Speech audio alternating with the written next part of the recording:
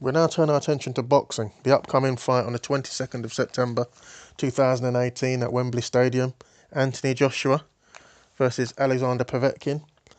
Load of titles will be on the line. IBF, WBA, WBO, IBO title will be on the line. Obviously, the only one missing is Deontay Wilder's WBC title. The records: Joshua 21-0-0, 20 victories. Out of those 21 coming by KO. Povetkin 34-1-0, 34 victories. Only the one defeat to Vladimir Klitschko in a title fight a few years ago. Betting is Anthony Joshua 1-9, the draw 40-1, Alexander Povetkin 17-2. I've even seen 9-1 available for Povetkin. So according to the bookmakers, Joshua is a big favourite. According to the public, obviously, Joshua is a big favourite.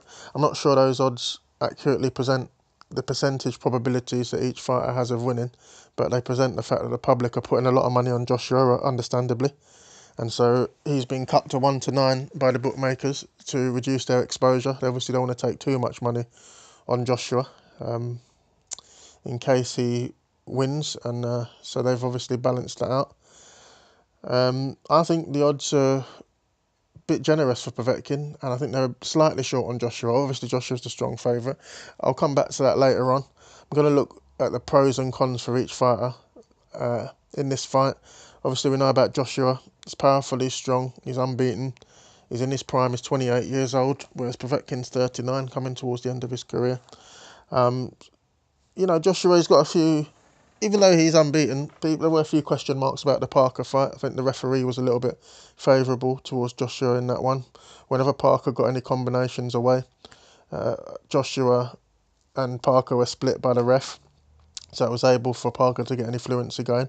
But Joshua did what he had to do. I think he was pretty composed. He didn't rush into any of his work. He seems to have a bit more defence in mind for that Parker fight. I don't know if that's something that Rob McCracken has been working on with him. In fact, I think I've seen reported in places that McCracken has made Joshua a little bit more cautious, and Joshua feels as though he's had a little more shackles put on him, certainly a little bit more than when Sims was in charge of him. Sims is still there, but with McCracken as the head coach. And Joshua has actually come out and said he's going to try and be a bit more aggressive in this one and go for the knockout. So it'll be interesting if he actually does that. It will make for a decent fight. We know Joshua has decent stamina. That was called into question against Klitschko in that terrific fight. He did seem to tire a little bit coming towards the middle of the fight, but got the job done in the end. But he does have reasonable stamina. So has Povetkin. Povetkin's a seasoned operator. He's a gold medalist. There are question marks about doping with Povetkin. Was pulled for doping twice in 2016 for meldonium just before the Wilder fight, and Osterine when there was talk of a fight versus Stiverne, but that's all been sorted out now. The sanctioning bodies are happy, and so he's back fighting. He's had that KO win over David Price recently, although Price did shake him at one point, and that does beg the question. Joshua, obviously we consider him to be better than David Price. If Price was able to shake up Povetkin, you do wonder whether Joshua will have way too much for Alexander Povetkin on that sort of information. But we do have to say Povetkin came through with a big knockout in the end and got the job done pretty comfortably. There's a big height disadvantage, obviously, for Povetkin, but he's used to being a shorter fighter his whole career. He just fought 6'8" David Price. It didn't stop him connecting with right hand over the top on a number of occasions and connecting with Price with headshots pretty frequently. So he's got a lot of experience fighting taller guys, and he's fought Marius Wack. Throughout his career, it's been a theme that fighters have been taller than him, and he's dealt with it. He did pretty well against Klitschko as well. Klitschko managed to nullify Povetkin, and when Povetkin came in on the inside, tried to get close with aggressive shots, he kept him off. And, that's a common theme with Klitschko and his fights in that era. He was able to... I think referees were pretty lenient with him. He used to hold them off. Tyson Fury does a little bit of this sort of thing as well, nullifying people, tying up their arms. Just every time they got close to Klitschko, he just tie up their arms and nullify them. And Joshua will be looking to do a similar sort of thing with Povetkin. Is he as accomplished at nullifying attacks on the inside as Klitschko is? Well, he did it against him. He got the victory, but I still think Klitschko is a little bit more adept at that, and that might give Povetkin a chance to get some shots away. He's got quick hands, Povetkin. I think he's underrated in that way. If you watch his last few fights, he's very quick, and Joshua will have to be on his game. He did seem to do pretty well at tying up Parker, and he'll have to adopt similar tactics against Povetkin. But I don't rule out Povetkin getting through on a couple of occasions and testing that chin of Joshua, which we've seen shaken by Dylan White in the second round. We've seen him put down by Klitschko. Obviously, these are pretty powerful guys. Yeah, White's got power there. He caught him with a nice shot. Klitschko is very powerful, so there's no shame in going down against him. But Povetkin's going to definitely try and get close, and he's going to be swinging. But I don't think Povetkin's going to come here and try and play some tactical game of chess. We saw him go for David Price. I think he'll pretty much go for it in this one as well. I know you should have in mind that if it goes a distance, you'd have to favour Joshua, a younger man, in very good shape. And so Povetkin will know he's got to get on it. And he's an aggressive fighter anyway, Povetkin. So I think it should be an entertaining fight, and I expect him to go in there and have a go. You know, he's got that hard, strong, proud Russian mentality. And that's going to lead to him going in there and putting in a swinging and trying to connect on Joshua, trying to land on that chin and get something going. He's not going to be plotting around the ring trying to win on points. I don't see that happening. So it's definitely going to be entertaining. Joshua is sometimes known for being quite upright in his style. That will suit Povetkin. He likes to come on the inside. He likes to throw the uppercut. And if Joshua is not wary of Povetkin and the danger he poses and gets caught by uppercut or overhand right, could find himself in trouble. But as we know that Joshua's got plenty of offense, we know he's got plenty of power. He's got very orthodox punching shots, very orthodox, and you know it's difficult to get close to him when he's throwing those. It's not just going to be a question of Povetkin walking in and landing at will. Joshua will be throwing his own fire, and you know you've got to think that the likely outcome would be a Joshua win on points or some sort of late or mid-round stoppage. But you know, I've looked at the odds and I just think they're a bit generous to Povetkin, and they're a bit short on Joshua.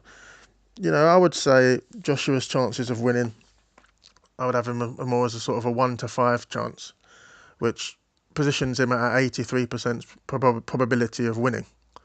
But the odds, the way they're set up, he's actually at 1-9, and those odds suggest that he has a 90% chance of winning. So I think there's a little bit of value there. I'd have Joshua 1-5, maybe 1-6. 1-9 is too short. Povetkin, you know, I'd be looking at sort of 6 or 7-1. You know, 7-1 places him at a 12.5% chance of winning.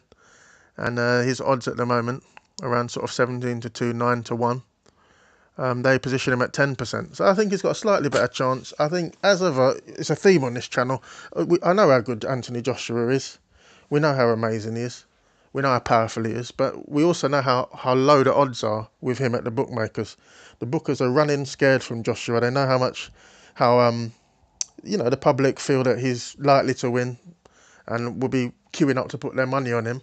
So 1-9 is what you end up with. And I just think that's slightly short.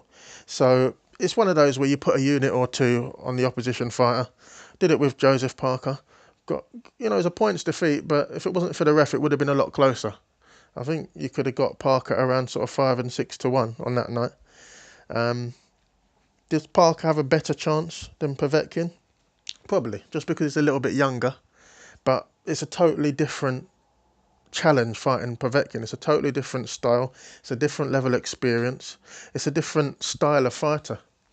And, you know, they're at different stages. I think Povetkin is desperate. You know, he's 39.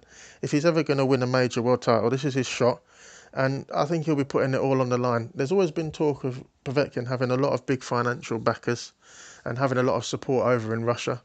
And, you know, they'll be on his case. They will have made sure he's prepared. Obviously, there is a question mark about the doping with Povetkin. Is he clean now? Completely clean now? And as a result, he might have lost a bit of the snap in the punches he had against someone like Johan Dupar. When he's alleged to have been, that's been around the period that he may have been on something. That's a question mark. He is meant to be fully clean now, and so that is a question mark for me. But having said that, even if that's the case, watched him against Price. His hands were quick in that fight. He had the right attitude. We know Joshua, if you crowd him and get close to him, as Wyatt did in the second round in their fight in 2015, you know, things happen. Or was it 2016, sorry? Things happen. And so I'm not going to rule out Povetkin. I'm not going to rule out a gold medalist, someone with that experience. I'm not going to rule out someone who's only lost once to Vladimir Klitschko. Despite his age, I think he has a chance. I value his chance around 6 to 7 to 1. There's 9 to 1 going to be available and is available if you have a good look in the market. So I'm going to go with that. I'm just going to look for the value play. Unit or two, not going to go mad. Obviously, I agree. Joshua is the likely winner and I expect him to win. But that's not going to stop me taking a bit of value and taking on the odds. And if you can get a nice 9 to 1 or anything more than that, I think it's generous enough to put a unit or two on and enjoy the fight. Please give your comments from a probability point of view. Who do you think will win and why? Do you think I'm mad to put any sort of money on Povetkin at all? That's all based on value. That's based on the numbers. I think there's a little bit of value there, so I'll go for it. If he wins, great. If he doesn't, 1 or 2 units, not going to lose any sleep over it. But I will have enjoyed the fight, as I did with the Parker fight, with having a little bit on Parker in that one and coming close enough, losing out on a points victory. But please give your comments on this fight. Let us know how you think it will go. Give any comments on the betting market and the odds and what you'll be going for. Like and subscribe if you haven't already. Enjoy the fight, and I'll see you next time.